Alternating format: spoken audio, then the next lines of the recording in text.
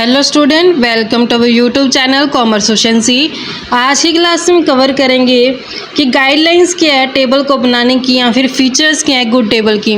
इसे last class में हमने कवर किया था कंसेप्ट टैबुलेशन क्या होते हैं और पार्ट्स यानी कि कंपोनेंट क्या है टेबल के।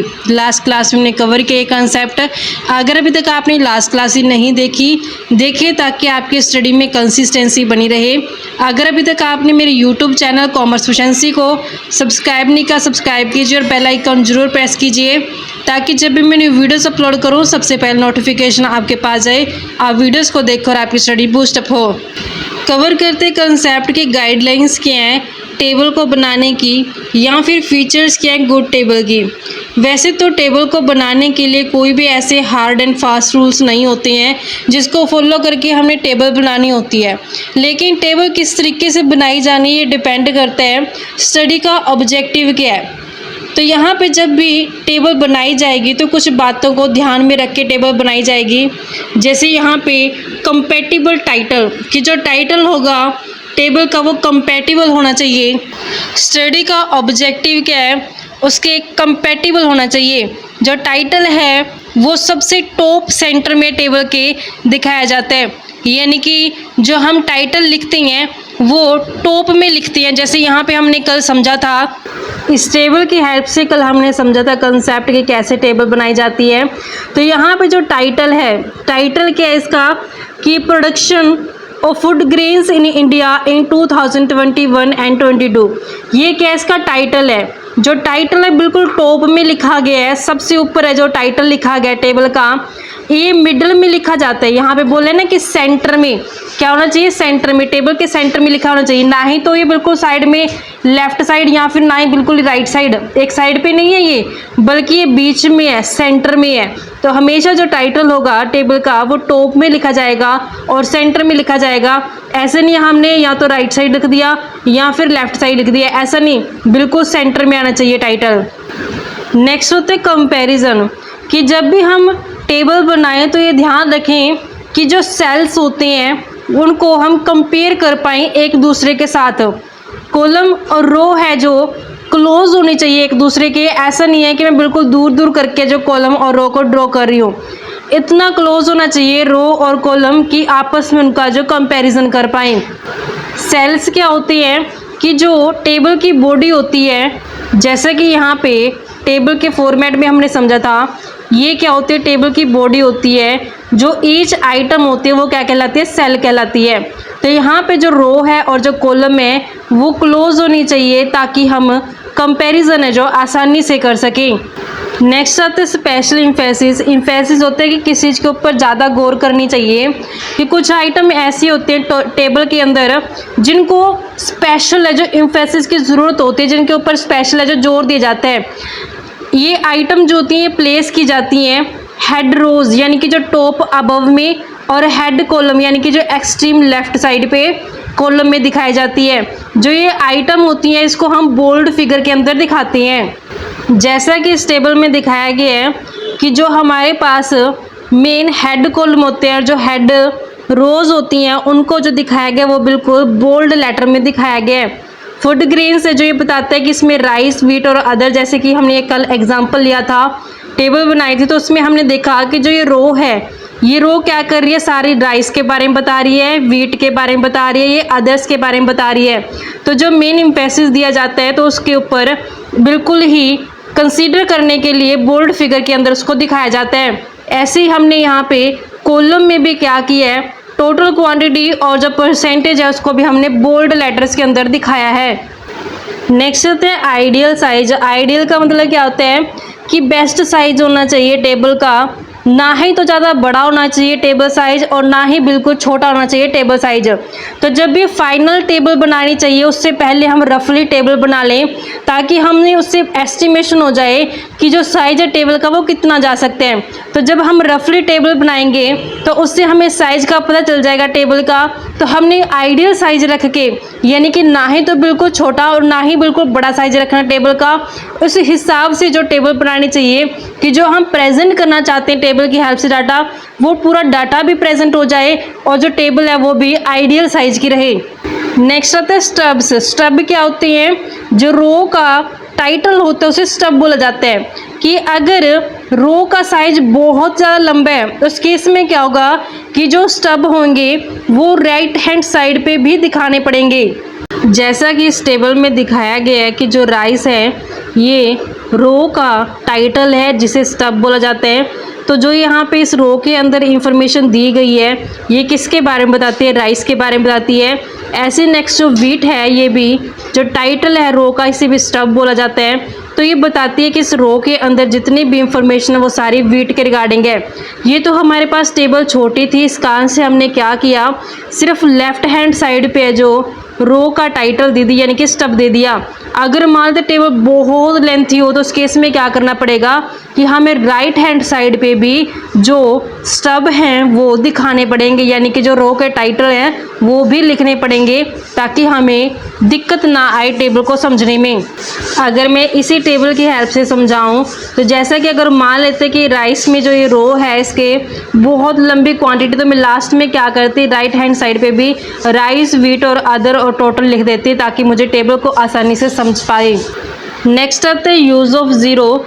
ज़ीरो का हम सिर्फ तभी यूज़ करेंगे जब हमें क्वांटिटी ऑफ वेरिएबल को दिखाना होता है। अगर हमारे पास डाटा अवेलेबल नहीं है तो उस केस में हम ज़ीरो का यूज़ ना करके उसकी जगह NA या फिर हाइफन साइन का जो यूज़ करते हैं। हेडिंग्स, जो हेडिंग्स हैं वो ज़्यादातर सिंगुलर फॉर्म में होने चाहिए। जैसे एग्जांपल के लिए अगर कॉलम इंडिकेट करता है गुड्स के बारे में तो हम गुड्स लिखने की बजाय गुड लिखेंगे क्योंकि हमने हेडिंग के अंदर सिंगुलर फॉर्म का जो यूज़ करना है, प्लूरल फॉर्म है जो यूज़ नहीं की जाएगी। एब्रीवेशंस, एब्रीवेशन क्या होती है, शॉर्ट फॉर्म यूज़ करना। तो जब भी हम टेबल ड्रॉ करेंगे तो शॉर्ट फॉर्म को यूज़ नहीं करेंगे यानी कि एब्रीवेशंस को यूज़ नहीं करेंगे ताकि समझने वाले को है जो दिक्कत ना आए। अगर हम एब्रीवेशंस यूज़ करते हैं तो हो सकता है जो मैंने मीनिंग समझ के उस एब्रीवेशन को यूज़ किया है तो जब उसको रीडर पढ़े उस टेबल को तो हो सकता है वो रीडर उस एब्रीवेशन को समझ ना पाए। तो इस कारण से एब्रीवेशंस का जो अवॉइड करना चाहिए जब भी हम टेबल को ड्रॉ करते हैं। तो जब भी हम हेडिंग या फिर सब हेडिंग बनाएंगे टेबल की तो उस केस में हमने एब्रीवेशन का यूज़ नहीं करना। एब्रीवेशन क्या होती है, शॉर्ट फॉर्म होती है। जैसे कि गवर्नमेंट MP किस चीज़ को डिनोट करते हैं, मॉनेटरी पॉलिसी को। तो यहाँ पे इस तरीके से एब्रीवेशन यूज़ नहीं करना। Also such sign as ditto should not be used in the body of the table। जैसे साइन जो हो गया डिटो, इसको भी हमने यूज़ नहीं करना जब हम टेबल में उसकी बॉडी के अंदर जब हम इंफॉर्मेशन ड्रॉ करेंगे। तो जब हम टेबल की बॉडी के अंदर इंफॉर्मेशन देंगे तो डिटो वर्ड का यूज़ नहीं करना और हेडिंग और सब हेडिंग के अंदर जो एब्रीवेशन उसका यूज़ नहीं करना। नेक्स्ट आता है फुट नोट। फुट नोट सिर्फ तभी दिया जाता है जब ज़रूरत होती है, क्योंकि जब मान लेते हैं कि हमने टेबल के अंदर जो इंफॉर्मेशन दी है वो इंफॉर्मेशन हमने कंप्लीट नहीं दी तो वहाँ पे हम जो वर्ड लिखते हैं उसके साथ हम एक एस्ट्रिक मार्क है जो लगा देते हैं। फिर इस एस्ट्रिक मार्क का जो नीचे फुट नोट के अंदर इंफॉर्मेशन दे देता है कि टेबल के अंदर जो मैंने ये वर्ड यूज़ किया है इसका मीनिंग क्या होता है। ज़्यादातर हम इसको देखते भी हैं जब बुक्स के अंदर भी कुछ ऐसी टेबल्स दी होती हैं उसमें भी ऐसे एस्ट्रिक मार्क का जो लगा होता है जो नीचे फुट नोट के अंदर इसके बारे में इंफॉर्मेशन है जो दी जाती है। नेक्स्ट आता है यूनिट्स। जो यूनिट्स होती हैं ये स्पेसिफाई की जाती हैं कॉलम के अबव पार्ट में, यानी कि जो कॉलम होता है उसके अबव में हमने जो यूनिट्स का है जो दिखाना होता है। जब फिगर बहुत ज़्यादा लार्ज होती हैं उसको शॉर्ट फॉर्म में लिखने के लिए 30 हेक्टेयर और 1000 टन इस तरीके से हमने यूनिट के अंदर है जो इंफॉर्मेशन देनी होती है कि जो टेबल के अंदर दिखाई गई है ये आइटम्स ये किस फिगर्स में दी गई हैं। नेक्स्ट आता है टोटल। टेबल के अंदर जो सब टोटल होता है आइटम का वो दिया जाना चाहिए हर एक रो के लास्ट में। जैसे रो का एंड होता है तो उसमें रो का जो टोटल है और जो सब टोटल है वो सब दिखाना चाहिए। नेक्स्ट आता है परसेंटेज एंड रेशो कि जो परसेंटेज फिगर है वो भी अगर पॉसिबल है तो प्रोवाइड करवानी चाहिए ताकि देखने वाले को यानी कि रीडर को जो आसानी से इंफॉर्मेशन समझ में आ जाए। Extent of approximation, approximate figure का जो कम से कम इस्तेमाल किया जाना चाहिए। अप्रोक्सीमेट का मतलब क्या है कि जब हमें एग्जैक्ट अमाउंट या एग्जैक्ट फिगर नहीं पता होती उस केस में हम अप्रोक्सीमेशन का जो यूज़ करते हैं। अगर हमने अप्रोक्सीमेशन का यूज़ किया गया है तो उसमें हेड नोट के अंदर हेड नोट का पार्ट बना के दिखाना पड़ेगा। और सेकेंडली अगर फुट नोट में दिखाएं तो टेबल के फुट के अंदर फुट नोट के अंदर दिखाना पड़ेगा। यानी कि जो अप्रोक्सीमेशन है या तो मैं दिखाऊं हेड नोट के अंदर हेड नोट का पार्ट बना करके, अगर मैं फुट नोट में दिखा रही हूँ तो टेबल के फुट में मुझे दिखाना पड़ेगा।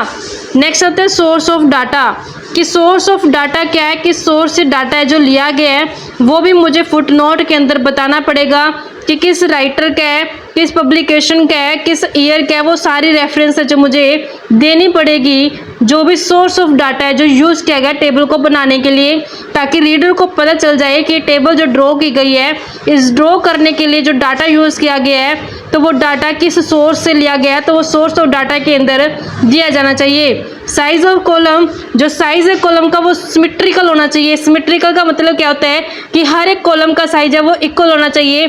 ऐसा ना हो कि एक कॉलम बड़ा है एक कॉलम छोटा है, ऐसा नहीं होना चाहिए। जितने भी कॉलम दिखाए गए टेबल के अंदर उन सभी का साइज है जो इक्वल होना चाहिए।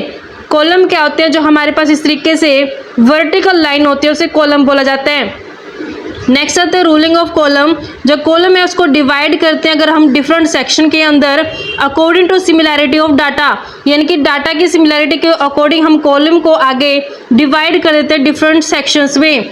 सिंपल, इकोनॉमिकल एंड अट्रैक्टिव, एक जो टेबल जो ड्रॉ की गई है वो बिल्कुल सिंपल होनी चाहिए कि देखने वाले रीडर को है, जो पढ़ने वाले रीडर को वो अच्छे समझ में आ जाए, सिंपल हो समझने में, अट्रैक्टिव होनी चाहिए। ऐसा नहीं हो कि वो बिल्कुल ही एक शॉर्ट फॉर्म में दी गई है या फिर वो समझ में नहीं आ रही, अट्रैक्टिव होनी चाहिए देखने में, ताकि वो रीडर है जो उसकी अटेंशन गेन कर पाए टेबल।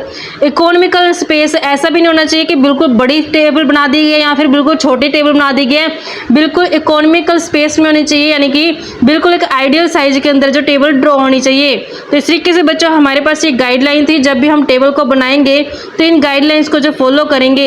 आई होप क्या वो क्लियर हो गया। ये नेक्स्ट क्लास में हम कवर करेंगे इसका नेक्स्ट पार्ट कि काइंड्स ऑफ टेबल, जो टेबल है वो कितने टाइप की होती है, नेक्स्ट क्लास में कवर करेंगे इस टॉपिक को। ऐसे ही रेगुलर क्लासेस के लिए आप मेरे यूट्यूब चैनल कॉमर्स प्रोफिशिएंसी को सब्सक्राइब, लाइक और शेयर करें, बेल आइकन जरूर प्रेस करें ताकि जब भी मैंने वीडियोस अपलोड करूं सबसे पहले नोटिफिकेशन आपके पास जाए, आप वीडियोस को देखकर आपकी स्टडी बूस्टअप हो।